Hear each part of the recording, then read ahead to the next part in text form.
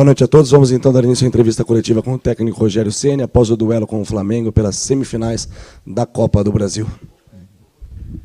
Rogério, boa noite. Qual é a expectativa agora do time e eu acho que se estende a torcida para esse jogo de volta com esse placar tão elástico aqui? Boa noite. Eu acho que primeiro nós temos que viver tanto o Campeonato Brasileiro, nós temos 2 jogos, nós temos uma competição muito importante para nós, que é a Sul-Americana, onde nós temos, de qualquer maneira, que tentar, apesar de todo o respeito que a gente tem pelo Atlético Goianiense, mas nós temos que chegar à final dessa competição, é o que pode, né, dar uma condição boa para o ano que vem. Então vamos pensar primeiro em Copa Sul-Americana, em Campeonato Brasileiro, que a situação não é das mais confortáveis, enfrentamos um time que vem de 4 vitórias, né? E quando chegar mais próximo à data do jogo, acho que a gente pode ter um recorte melhor do que aconteceu antes para viver esse jogo de volta no Maracanã. Rogério, tudo bem? Muita gente tem falado que o São Paulo não jogou mal, né? Que apesar do resultado, o São Paulo não jogou mal, fez o que dava para fazer. Na sua visão, e você tinha até alertado que o Flamengo é um time que, se você erra uma vez, é um gol, 2 vezes 2 gols. Na sua visão, o São Paulo ele jogou bem mesmo e o resultado não reflete o que foi a partida? Não, o resultado não reflete o que foi o jogo. O São Paulo jogou muito bem. Foi bastante superior ao time do Flamengo, que todos sabem que é um ótimo time. Eu sei mesmo que é um ótimo time, mas eu acho que o São Paulo foi bem superior. Se você olhar o jogo como um todo, assista o jogo novamente. E o Flamengo é mais efetivo, né? O Flamengo é efetivo, o Flamengo é preciso, né? Tem poucas finalizações, transforma-as em gol, porque como todos vocês reconhecem, um ótimo time. Mas hoje, o que nós jogamos hoje, da maneira como nós nos comportamos, talvez até o começo do jogo um pouco, muito atrás. No segundo nós estávamos com 2 sobras no primeiro tempo, porque o Gabriel saiu para flutuar muito. E aí nós acabamos ficando às vezes 5 contra 3, com 2 sobras atrás, o que ocasionou uma posse de bola grande, mas no campo de defesa praticamente, no meio campo para o campo de defesa. Mas nós deixamos eles muito tempo com a bola. Mas a posse de bola deles foi lá foi no campo de defesa. Depois, no segundo tempo, nós adiantamos o Igor, adiantamos o Rafinha, e aí arriscamos um pouco mais na marcação, acho que melhoramos a pressão, conseguimos roubar mais bolas, conseguimos ter mais finalizações, chegar mais próximo ao gol. Mas o Flamengo é um time certeiro, efetivo, por isso conseguiu seus 3 gols, mas nós criamos muito, criamos bem mais que o Flamengo.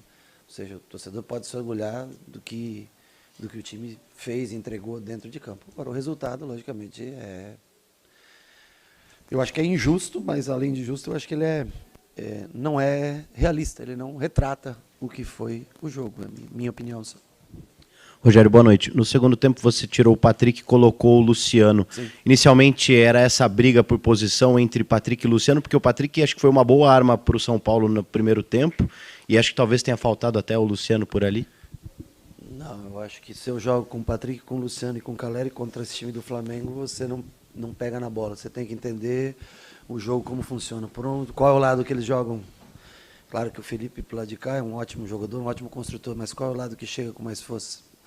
É o lado direito do Flamengo, onde faz bastante jogada. O Patrick entrou para fazer uma função tática importante e jogou muito bem. Saiu porque já era minutos 65, 70, ele já um pouco cansado, já não conseguia mais acompanhar o Rodinei. Nós passamos o Galopo para aquele lado, para ter força física fazer, e aí deixamos Caleri com o Luciano na frente. Mas até me estranha muito o torcedor com o Patrick jogando da maneira que vinha jogando, o time se comportando da maneira como vinha se comportando. Já no primeiro tempo começar a gritar, Luciano, torcedor que vem em 50 e poucas mil pessoas, apoia sempre a gente, que a gente só tem agradecimentos a fazer, acaba o jogo, aplaude o time pela dedicação, reconhecimento, e a gente também pelo reconhecimento da presença dele sempre aqui. Eu acho que o time, como um todo, fez uma boa partida. A diferença está na efetividade que o Flamengo tem e que a gente não teve no decorrer do jogo. Mas olhe bem o jogo, retrate bem o jogo, nas coisas mais importantes do jogo, e você verá que o São Paulo, na noite de hoje, ele foi superior ao Flamengo, mesmo o Flamengo com todo o time que tem. Rogério, boa noite. Realmente o torcedor aplaudiu nos 2 tempos, né? No primeiro tempo e no segundo tempo, depois do término da partida. O resultado bem ruim, até pela diferença, margem de gol. E já adianto que concordo que eu acho que o resultado não reflete. Queria que você falasse na sua opinião, o que faltou para o São Paulo talvez converter mais chances de gol? E uma segunda pergunta, mais por uma questão de tirar dúvida e dar espaço para você falar. A questão do Gabriel Neves ser um pouco mais sério, teve gente falando que muita coincidência o Rogério ter feito uma crítica e depois lesão. É mais para deixar o espaço aberto para tirar qualquer dúvida. Não, sobre o Neves ele teve uma lesão, eu não vou nem te explicar, é sindesmose, eu não sei exatamente o que é, mas aí é um termo mais técnico, médico, eu não posso... E ele não deve jogar os próximos jogos, não é só hoje que ele não deve jogar, ele deve estar fora de mais jogos. Ele chuta, se vocês acompanharam a imagem, mas ele chuta o joelho, se eu não me engano, pega e está bem inchado, então ele não reuniu condições, senão, mesmo que eu não trouxesse ele para começar o jogo, ele estaria no banco para entrar. Não tem porquê, não tem. E não é ter ser críticas, é fazer uma observação de número de erros de passes num jogo contra o Santos, não tem crítica nenhuma, é um jogador que eu conto, que eu trabalho com ele todos os dias, evoluiu bastante, depois de algum tempo com a gente, começou a ter oportunidade de jogar. Então, se ele tivesse condições de jogo, sem dúvida ele estaria com a gente, se não entrasse jogando, estaria presente no banco de reservas. Ele não reuniu condições para estar presente e não deve estar presente nem domingo, nem na próxima quarta-feira, talvez nem para a Sul-Americana possa ter condições de jogo, mas é uma questão realmente médica. E eu não sou uma pessoa que... Tudo que acontece no jogo fica no jogo para mim. Isso você pode falar, posso cobrar muito meus jogadores no treino e no jogo, mas acabou o jogo, acabou ali, a amizade continua no dia a dia, isso com todos, independente de erros, acertos, ser o melhor em campo ou não ter tido uma noite feliz, para mim o jogo acaba ali. E a primeira pergunta, desculpa, eu acho que faltou melhor qualidade de finalizações, nós treinamos algumas jogadas de bola parada, nós não conseguimos, tanto que o gol resulta de uma batida de escanteio num lugar que não era o determinado, o goleiro pega.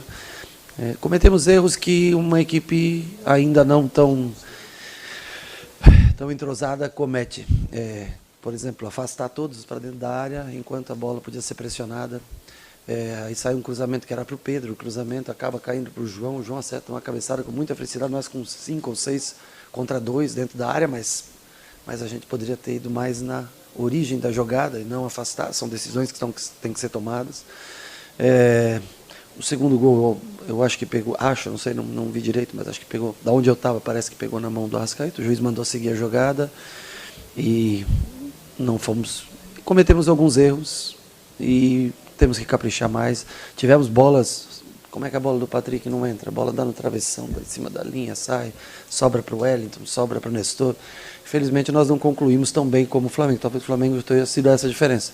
Tivemos o triplo de oportunidades, mas não tivemos a mesma precisão nas conclusões que o Flamengo teve. Rogério, boa noite.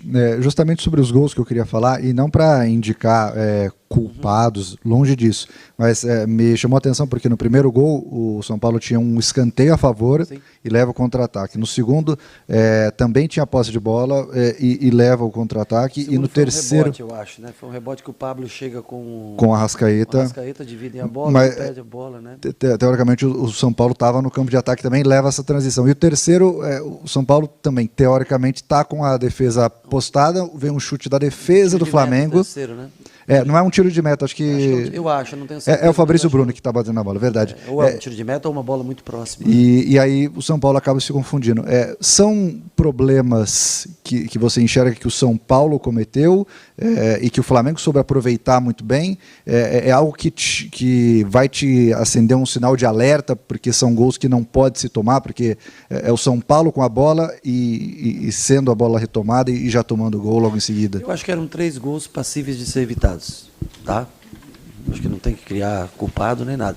Mas é um tiro de meta longo, onde até pode haver uma falta, onde o Diego Sobre, acho que é o Lázaro que está na jogada, se abaixa, não disputa a bola, mas uma falha nossa em não continuar na marcação, deixar o Cebolinha receber, trazer para a direita, finalizar bem. O segundo, talvez nós poderíamos ter definido melhor no rebote, quando cai na disputa entre o Pablo Maia e o Arrascaeta.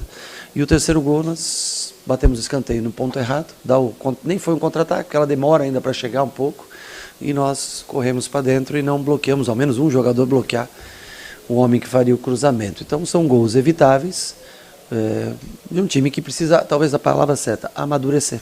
E isso leva tempo. O que o Flamengo já é hoje, um time maduro, a gente precisa amadurecer para não sofrer esse tipo de gol. Boa noite, Rogério. Talvez tenha sido das suas escalações mais especuladas. Antes do jogo, todo mundo falava, vai com o Rafinha, vai com o Patrick, vai com esse, vai com aquele. Você acabou optando por um esquema semelhante ou parecido ao que você jogou contra o Palmeiras aqui no próprio Morumbi.